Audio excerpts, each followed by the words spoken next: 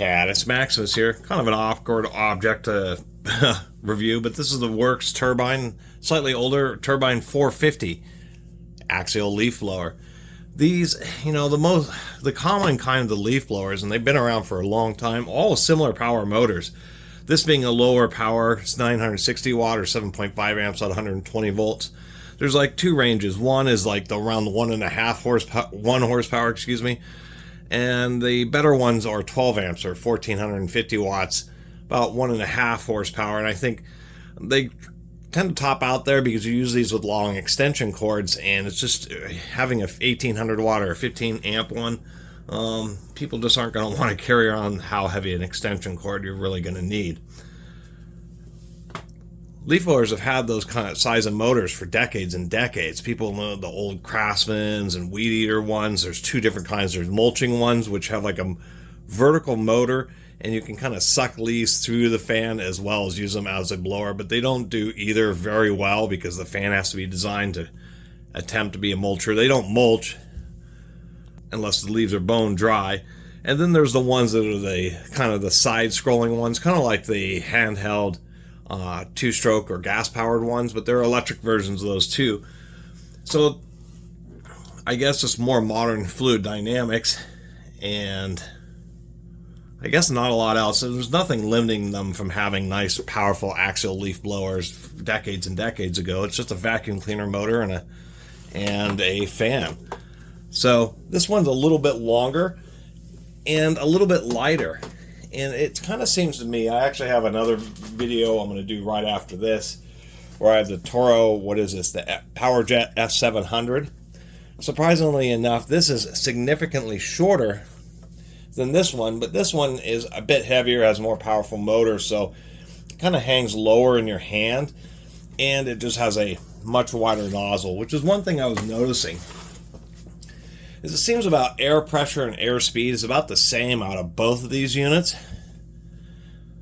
I mean, I haven't measured them, but what it seems is you're getting about as much ability to pull wet leaves out of grass on both of these, except for the more power here is just giving you a much larger diameter, much more productivity. Anyway, these things are more than stout enough. They're variable speed. So this just has a dial, low, high, pretty simple. Actually here, let me pause the video.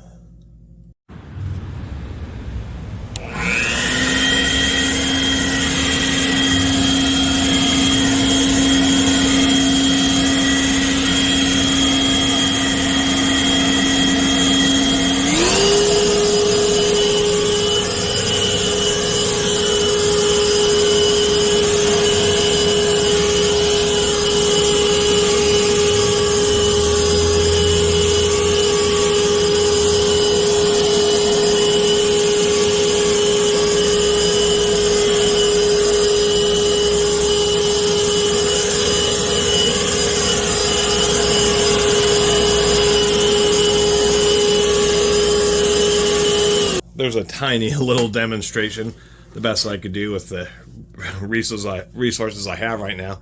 Anyway, these things are pretty neat.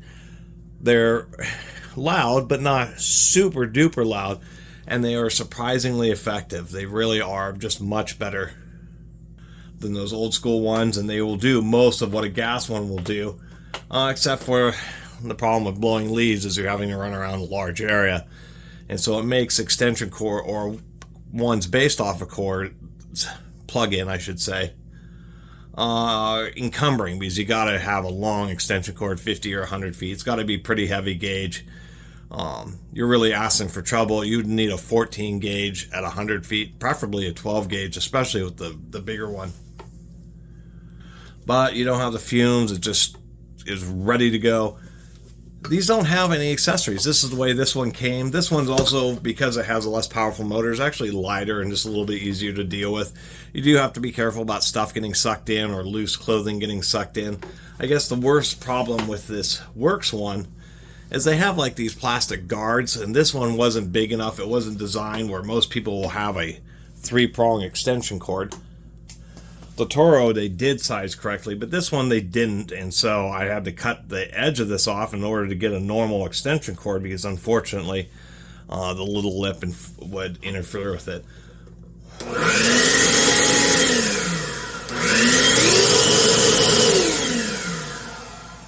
And you really know these are actually much more serious the first time you turn them on full power, because you actually feel the thrust, you feel the push of them. We can pull this off pretty easily for storage. And if we look, there's our, get a better look. There's the turbine. This actually had a, I think I still have it. Yes, I do. Kind of buried. This had like a little guard in it.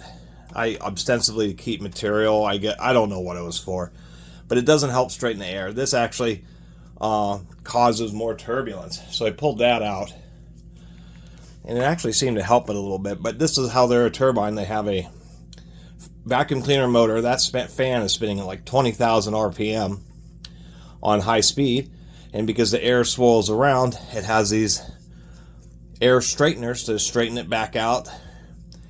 You can just see that the backside of the air straightener kind of has like a little dip, and then it comes out flat. So there is a lot of engineering, and so that's just the deal. As I think on more modern ones, what they've realized is people can accept.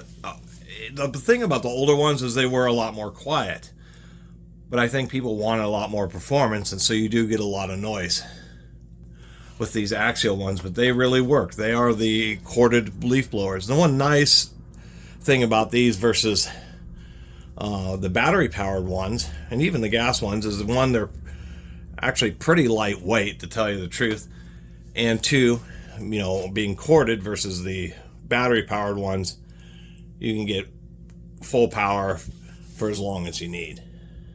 And these things are kind of cheap. It was easy to remove the back cover. The variable speed circuit has a little heat sink, so it's a good idea. I'll keep it lasting. But what I mean by cheap, they are ball bearing motors. They basically have to be because of how fast these are spinning.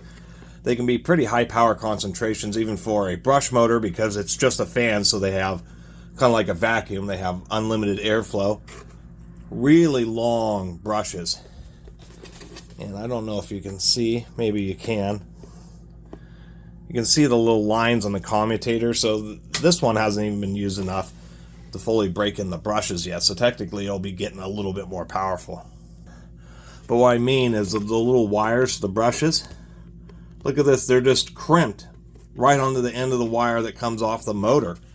Quite literally, if you ever use one of these long enough to have to replace the brushes, you'll probably have to replace the bearings at the same time. But you actually have to cut off, I would probably, and then resolder a new set of brushes in there, which is a little ridiculous. I've never seen it where the brushes were permanently affixed like that.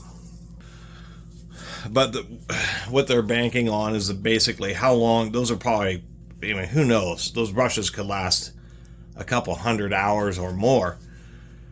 That's what they're banking, is they're basically the lifespan of the product is the life of one set of brushes, although technically it could have a very long lifespan, because you can replace the brushes at least a couple of times, replace the bearings, and you could have one of these for years. So anyway, since these are an axial compressor, that fan is not just kind of shifting air, it's doing it with enough force to send it through an increasingly narrow nozzle, increasing its velocity. So that's why these have really big intakes, because it has to take this volume of air, or it is taking all the air that's coming from this huge amount of area and concentrating it down through this smaller nozzle. So anyway, Worx still sells these. They have ones all the way up to like 800 CFM. These things all evolved. There was a period of axial leaf blower wars, and to tell you the truth, they're all more than capable. This little Worx easily blows around a lot of leads. It just doesn't have as much productivity just because the jet is a little bit narrower, and that seems to be the big difference. Is even Worx's own big 800 CFM Just has a really big bore on it rather than having a small nozzle like this and just having the ability to, tear grass out of the lawn. But I think they're certainly handy, and besides, blowing lawn clippings and leaves and stuff, they're actually handy around construction, doing construction cleanup. Oddly enough, you run into a lot of people who use these after they if they wash their cars, using leaf blowers to blow dry them so you don't get, I guess, paint streaks on your paint. But anyway, as far as the performance and, most aspects of these for the price, these Worx are not bad. They just have those caveats about the motor where it's a bit more, if you use it long enough to actually have to service the motor, it's just going to be a little bit more of a work and hassle. Which is kind of a shame, because all they would have had to do is have like a simple terminal, like a little push together spade terminals or something. But it's kind of like saying most people are idiots and don't take care of their stuff and won't need to do any service because they'll just end up getting rid of it. And maybe that's true to a degree, just like I have found this one with hardly any use on it. Anyway, thanks for watching.